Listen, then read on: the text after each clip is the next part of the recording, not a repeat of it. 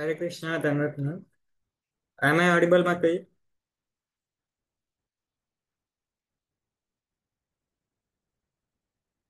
आवाज आ रही है क्या?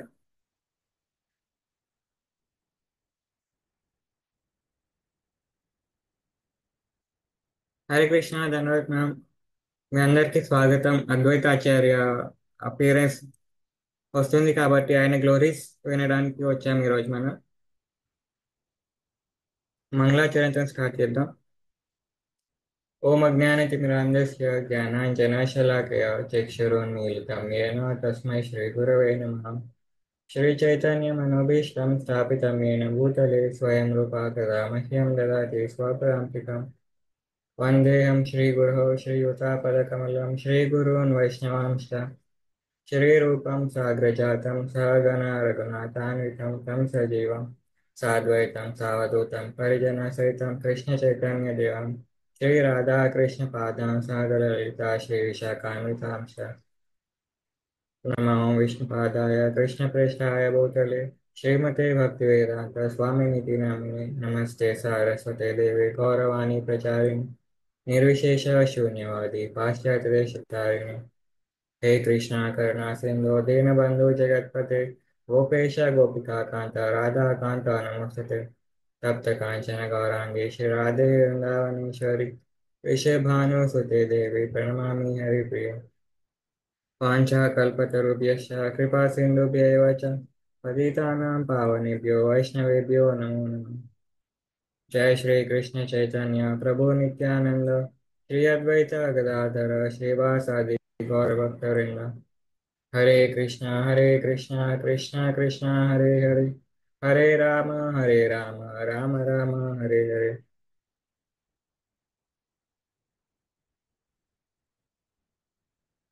అద్వైత ఆచార్య అపియరెన్స్ డే వస్తుంది కాబట్టి ఫోర్త్ ట్యూస్డే రోజు అద్వైత ఆచార్య అపియరెన్స్ డే ఉంది. ఆ సందర్భంగా మనము ఈరోజు అద్వైత ఆచార్య ఎవరు, ఆయన గురించి తెలుసుకుందాం, ఆయన గ్లోరీస్ విందాం. కొంచెం ఇంట్రొడక్షన్ తో స్టార్ట్ చేద్దాం. భగవద్గీతలో శ్రీకృష్ణుడు మనకి బోధిస్తారు, యజ్ఞానం జప యజ్ఞోస్మి అంటే యజ్ఞ యజ్ఞములన్నింటిలో గొప్ప యజ్ఞం ఏదంటే అది హరినామ జప యజ్ఞం. హరినామం చేయడం, సంకీర్తనం చేయడం, ఇది అన్ని యజ్ఞాలలో గొప్పదైనది. శ్రీమద్ భాగవతంలో చెప్పారు మనకి, కలేర్దోష నిధే రాజన్ అస్తి ఏకో మహాన్ గుణ కీర్తనాదేవ కృష్ణస్య ముక్త సంగ పరం వ్రజత్. అంటే అన్ని దోషాలతో కలిగి ఉన్న యుగం ఏదంటే అది కలియుగం. ఇప్పుడు మనం ఉన్న యుగం కలియుగం. కానీ దీంట్లో ఒకే ఒక్క గొప్ప గుణం ఉంది. అదేంటంటే శ్రీకృష్ణుడి యొక్క దివ్య నామాలను కీర్తనం చేయడం, జపం చేయడం. ఇది ఒక్కటే ఆ, కలియుగంలో ఉన్న గొప్ప గుణం. ఇది మనం ఫాలో అవుతే అప్పుడు మనం గోలోక వృందావన్ భగవంతుని యొక్క పరం ధామాన్ని చేరుకోగలుగుతాం. తృతీయ ధ్యాయతో విష్ణు త్రేతాయాం యజతో మకై ద్వాపరే పరిచర్యాయాం కలౌత ధరి కీర్తన. అంటే సత్యుగంలో ఉండే వాళ్ళకి ధ్యానం చేయటం ఉపదేశించారు. అలాగే త్రేతాయుగంలో ఉన్న వాళ్ళకి యజ్ఞం చేయటం, మళ్ళీ ద్వాపర యుగంలో ఉన్న వాళ్ళకి భగవంతుని అర్చా విగ్రహాలు ఏవైతే ఉంటాయో ఆ, సేవ చేయటం, అర్చా విగ్రహ సేవ చేయటం. అలాగే అలాగే ఇప్పుడు మనం కలియుగంలో ఉన్నాం కాబట్టి కలియుగం వాళ్ళకి ఇవన్నీ రూల్స్ అండ్ రెగ్యులేషన్స్ ఫాలో చేయటం ఇవన్నీ కుదరదు. ఇవంతా ప్యూరిటీ ఇప్పుడు కలియుగంలో లేదు, ఇంకా ఎవరు ఫాలో చేయలేరు కదా. సో ఇప్పుడు మనం ఎలా అన్ని యుగాల ఇప్పుడు అన్ని మందులకి డాక్టర్ దగ్గరికి వెళ్తే అన్నిటికీ ఒకటే మందు ఇవ్వరు కదా. అలాగే ఒక్కొక్క యుగానికి ఆ, ఒక్కొక్కటి బోధించారు. అలాగే మనం డాక్టర్ దగ్గరికి వెళ్ళినప్పుడు డాక్టర్ మనకి జ్వరం వచ్చినప్పుడు ఒక మందు, కడుపు నొప్పి ఉంటే ఒక మందు, తలనొప్పి ఉంటే ఒక మందు, అలా డిఫరెంట్ డిఫరెంట్ రోగాలకి డిఫరెంట్ డిఫరెంట్ మందులు ఉంటాయి.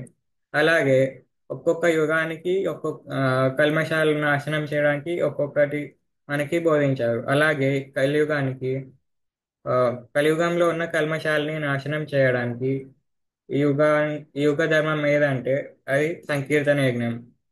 హరినామ జపం చేయటం, సంకీర్తన చేయటం. హరినామం అంటే ఏంటి? భగవంతుని యొక్క నామం. హరే కృష్ణ కృష్ణ కృష్ణ హరే హరే, హరే రామ రామ రామ హరే హరే. ఈ జపం చేస్తే మనము భగవంతుని యొక్క ప్రేమ భక్తిని పొంది భగవద్ధామానికి తిరిగి వెళ్ళిపోవచ్చు. ఈ సంకీర్తన యజ్ఞంని ప్రారంభించడానికి సాక్షాత్ శ్రీ కృష్ణ భగవానుడు శ్రీ చైతన్య మహాప్రభు రూపంలో వచ్చారు. ఇప్పటి వరకు ఇలా శ్రీ రాధాకృష్ణుల పట్ల ఇలాంటి శుద్ధ ప్రేమ భక్తిని ఇప్పటి వరకు ఎవ్వరూ ఇవ్వలేదు. దీనిని ఇవ్వడానికి శ్రీకృష్ణుడు శ్రీమతి రాధారాణి యొక్క ఆ భక్తి భావనను తీసుకొని వచ్చి, ప్రేమ భక్తిని తీసుకొని వచ్చి అందరికీ ఇచ్చారు. శ్రీ చైతన్య మహాప్రభు అంటే శ్రీమతి రాధారాణి మరియు కృష్ణుడు ఇద్దరు యొక్క కంబైన్ స్వరూపం అన్నది. మహాప్రభు అవతరించకపోతే రాధారాణి భావన, రాధాకృష్ణుల పట్ల భక్తి, సేవా భావన ఇలాంటివి ప్రపంచంలో ఎవరికీ తెలిసేది కాదు. అలాగే ఆ, ఇప్పుడు మనం ఒక్కొక్క అవతారానికి ఒక్కొక్క పురుషోత్తం అని పేరు పెడతాం. ఇప్పుడు రామచంద్రుడు అంటే రామచంద్రుడిని ఏమని చూస్తాం?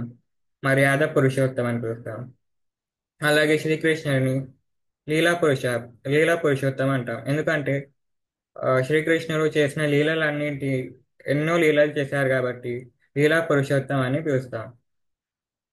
అలాగే చైతన్య మహాప్రభుని ఔదార్య పురుషోత్తం అంటాం. ఎందుకంటే ఆయనకి కృప, కరుణ, దయ ఇలాంటివి తప్ప ఇంకేమీ తెలియదు. ఎవరైనా కానీ, ఎలాంటి వారైనా కానీ, కులం మతం ఇవేమి చూడకుండా అందరికీ కృప ఇస్తారు. ప్రేమతో కృప ఇస్తారు. అందుకని మహాప్రభుని ఔదార్య పురుషోత్తం అంటారు. ఇలాంటి మహాప్రభు, గొప్ప చైతన్య మహాప్రభు మనకి లభించారంటే వెనకాల వెనకాల ఒక గొప్ప వ్యక్తి ఉన్నారు. అది ఎవరు అంటే శ్రీ అద్వైత ఆచార్యులు. ఈరోజు ఆయన గురించి మనం కొద్దిగా తెలుసుకోబోతున్నాం. శ్రీ అద్వైతాచార్య వెస్ట్ బెంగాల్ ప్రాంతంలో శ్రీహట్ట అనే ప్రదేశంలో జన్మించారు. కుబేర పండిత్ లాభాదేవి దంపతులకు అద్వైతాచార్య జన్మించారు. అద్వైతాచార్య సదాశివుడు మరియు మహావిష్ణు యొక్క మిలన స్వరూపం, కంబైన్ స్వరూపం. ఆయన ఆయనకి చిన్నప్పటి నుంచి భక్తి శ్రద్ధలలో ఎంతో రుచి ఉండేది. ఎక్కడైనా భగవంతుని నామం వింటే ఆనందంతో నృత్యం చేసేవారు. చిన్నప్పుడు అక్కడ బంగాల్ ప్రాంతంలో రాజకుమారుడు అయితే ఎవరైతే ఉన్నారో ఆయనే ఇంకా అద్వైత ప్రభు ఒకటే పాఠశాలకి వెళ్ళేవారు.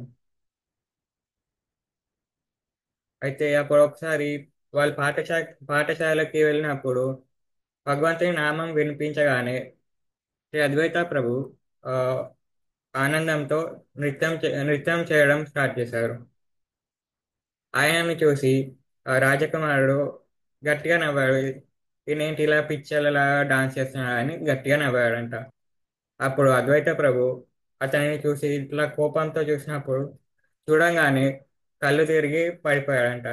అంటే సదాశివుని రూపం శివుడి అవతారం కాబట్టి అంత కోపం అయితే ఎలాగో ఉంటుంది కాబట్టి ఆయన కొద్ది లీలలు చేశాక ఆయన శ్రీహట్ట నుంచి శాంతిపూర్ అనే ప్రాంతంలో వెళ్ళి సెటిల్ అయ్యారు. అక్కడ మాధవేంద్రపురి అనే గొప్ప సాధువు వచ్చారు. అద్వైత ప్రభుకి ఆయనని చూడంగానే ఎన్నో భక్తి శ్రద్ధలు కలిగి ఆయన నుండి ఆ అద్వైత ప్రభు దీక్ష తీసుకున్నారు. ఎలాగైతే అజామిల్ నారాయణ ఎలాగైతే అంటే మనం భగవంతుని నామం తీసుకోవడానికి ఎక్కువ రూల్స్ అండ్ రెగ్యులేషన్స్ ఉండవు. భగవ భగవంతుని నామాన్ని ఎప్పుడైనా తీసుకోవచ్చు. ఎలా అయితే అజామిల్ అయితే ఎవరైతే ఉన్నారో ఆయన ఎప్పుడు ఆ, నారాయణ అని మృత్యు సమయంలో నారాయణ అని భగవంతుని పిలవలేదు. ఆయన కొడుకు పేరు నారాయణ అయితే ఆయన కొడుకుని పిలిచారు. అయినా సరే భగవంతుడి కృప ఎంత ఉందంటే ఆ నారాయణని వాళ్ళ కొడుకుని పిలిచిన భగవంతుడు నారాయణ్ అని పిలిచాడని ఆయనకి కృపను అందిస్తారు. ఇప్పుడు మనం జోక్గా అన్నా కోపంగా అన్నా ఎలా అన్నా సరే భగవంతుని నామం ఆ కొంచెం ఒక్కసారి అన్నా దానికి ఎంతో కృప ఉంటుంది. అందుకని అందరూ హరినామ జపం చేయాలి. మంత్రాలలో అన్నింటికంటే గొప్ప మంత్రం హరే కృష్ణ మహామంత్రం. ఒకసారి దిగ్విజయ్ పండిత్ అనే గొప్ప పండితుడు అన్ని దిక్కులలో, అన్ని ఏరియాలలో, అన్ని ప్రాంతాలలో గెలిచి శాంతిపూర్కి వస్తాడు. కానీ ఇక్కడ ఆయన అద్వైత ఆచార్య దగ్గర ఓడిపోతారు. ఆ దాని తర్వాత అద్వైత ఆచార్య అక్కడ ఉండే రాజు దివ్య సింహ అనే పేరుతో ఉన్న ఒక రాజు, ఆ ప్రాంతం రాజుకి కూడా దీక్ష ఇచ్చి ఆ ప్రదేశానికి మొత్తంగా గురువు అయ్యారు. అద్వైతాచార్యులు ఆ, అద్వైతాచార్యులు రాధాకృష్ణుల యొక్క దివ్య లీలా స్మరణలో ఎంత ము- మునిగి ఉండేవారంటే ఆయన సమాధిలోకి వెళ్ళిపోయారు. అంత ఆయన లీలలో ఉండేవారు.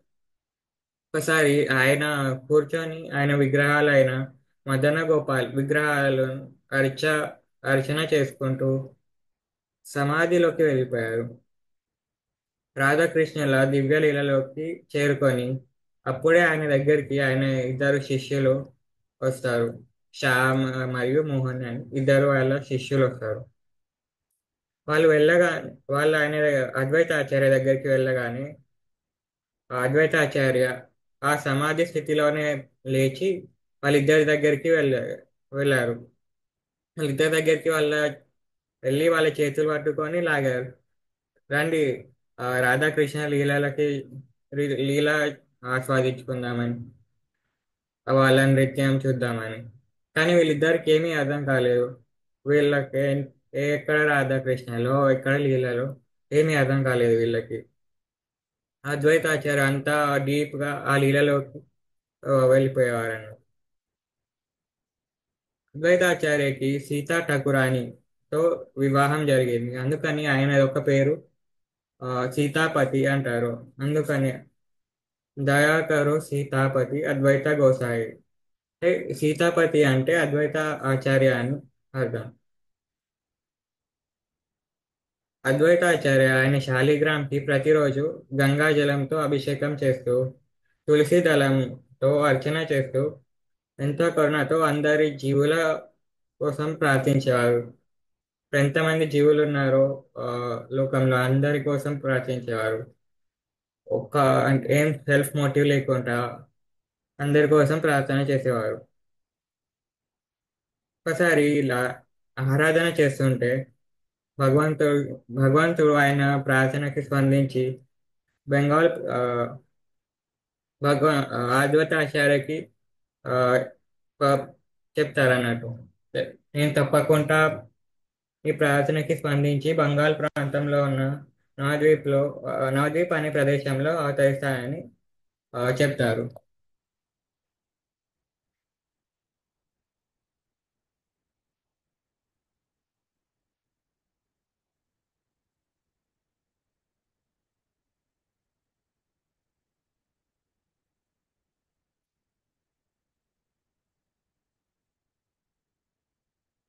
ఇలా మహాప్రభుతో ఎన్నో లీలలు చేసిన ఆయన అద్వైతాచార్యులు బృందావన్కి వెళ్ళినప్పుడు శ్రీకృష్ణుడి ముని మనవడైన వజ్రనాభుడు తయారు చేసిన ఆ, ఒక అద్భుతమైన శ్రీ విగ్రహం మదన గోపాల్ని ఆవిష్కరించి ఆరాధన చేశారు.